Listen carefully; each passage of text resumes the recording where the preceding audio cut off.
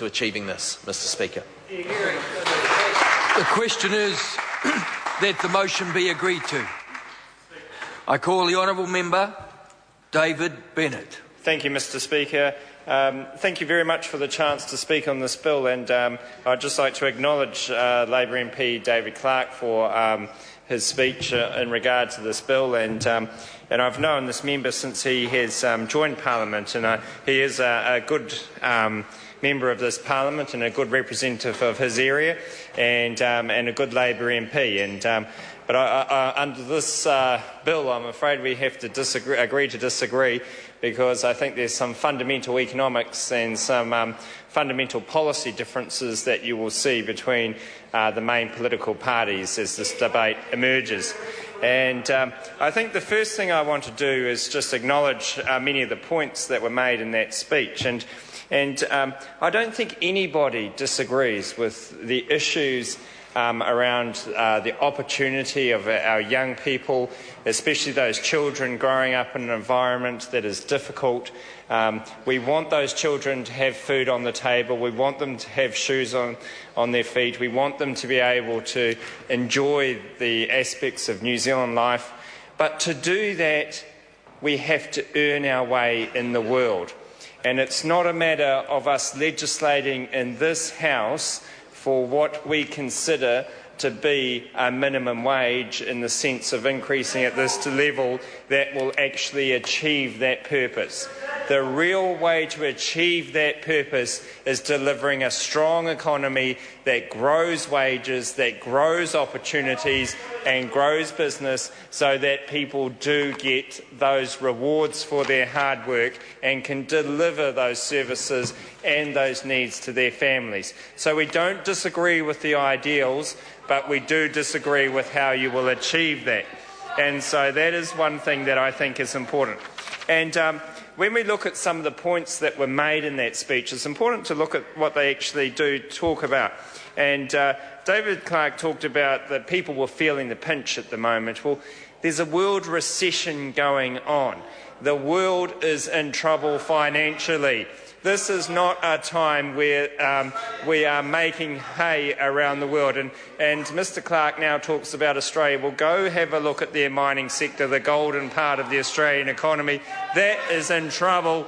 And go have a look at their domestic economy, which is in even bigger trouble. And you hear from the opposition talk about having minimum wages in Australia, and that's what changes and why New Zealanders go there.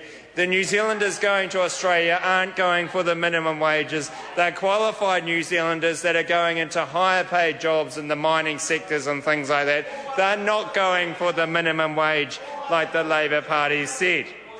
And the other thing is that people are feeling the pinch because of the world recession, and New Zealand has that complicated with the rebuild of Christchurch. And we need to look after our economy, growing it, because that is the real answer for our people going forward. And I look at the thing that was talked about of the relationship between the minimum wage and unemployment. Mr Clark said that it's not clear-cut, and so how can then the Labour Party say that if they increase the minimum wage there will be no effect on unemployment? The real risk is that there will be an effect on employment, and the official advice that we have received is that this could lead to up to 5,500 jobs being lost. 5,500 jobs. That's 5,500 families which don't have the income to provide for those children, that don't have the ability to provide the food on the table, that don't have the ability to provide the shoes on those children's feet. And that's what would come if this Labour bill went through. This is the Green Party saying it's wrong. Well, that's the Green Party that has about as much idea of economic policy Order. I'm sorry to interrupt the member. Members should be aware on the crossbenches that it's not an order or it's convention not to interject, because it has an effect on the microphones of the speaker who is speaking. I call the honourable member David Bennett. Thank you, Mr Speaker.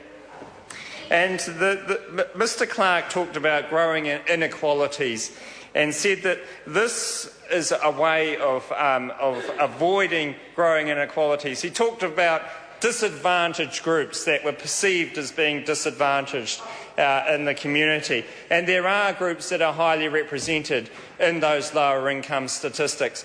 But those lower income groups will be the ones that will exactly be hurt by this bill, because they will not be enjoying a wage of $15 as Mr Clark perceives, but they will potentially be losing their jobs.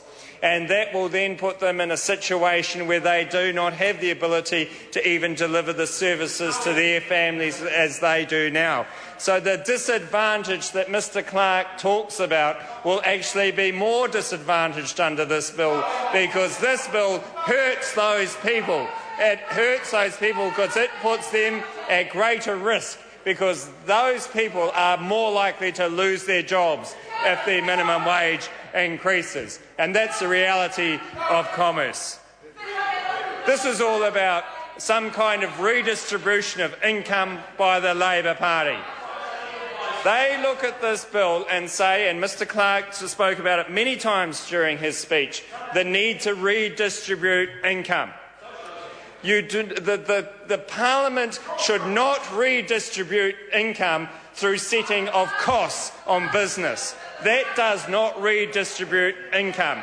If anything, that makes it hard to operate a business. When it's hard to operate a business, that means it's difficult to employ people, and that means it's difficult to pay higher wages to people. Redistribution happens through our tax system. It does not happen through the way that we manage the costs of a business. And if we want to go and redistribute the income of businesses by looking at their cost structures rather than their profits, then that is a totally different method of accounting from one that has been employed in the past. And it has not been employed in the past because it will hurt businesses, and that will therefore hurt the most vulnerable people that have been talked about by the opposition. This bill is not good for the people that the Labor Party purports to represent. It's not good for the people that they say that this bill will look after. In fact, this bill hurts those very people at the bottom of the heap. It hurts those people on low incomes. It hurts those people that are marginalised. It hurts the vulnerable, and it hurts those that are struggling to get decent wages and a decent life ahead. Then what do you say? What do you say? What do you do? What is the answer if this bill is not the answer? And there is an answer.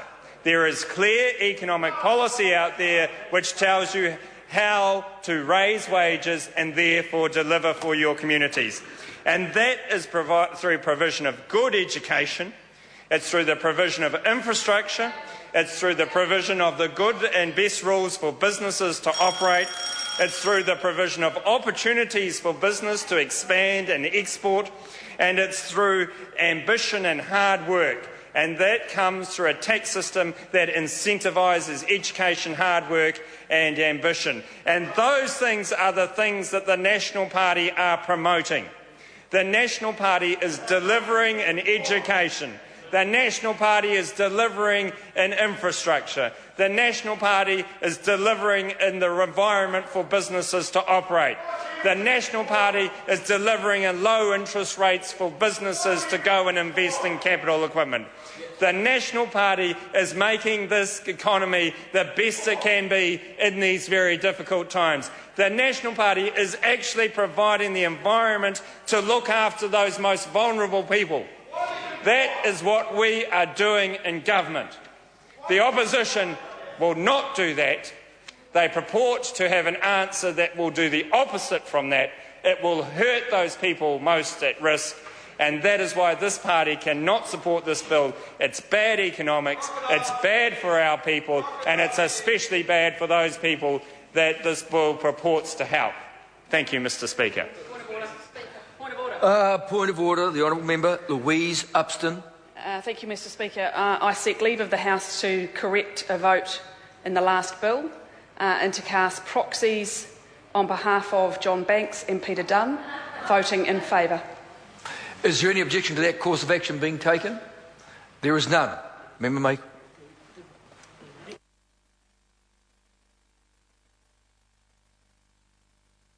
The decision now is ayes 80, noes 40. Thank you.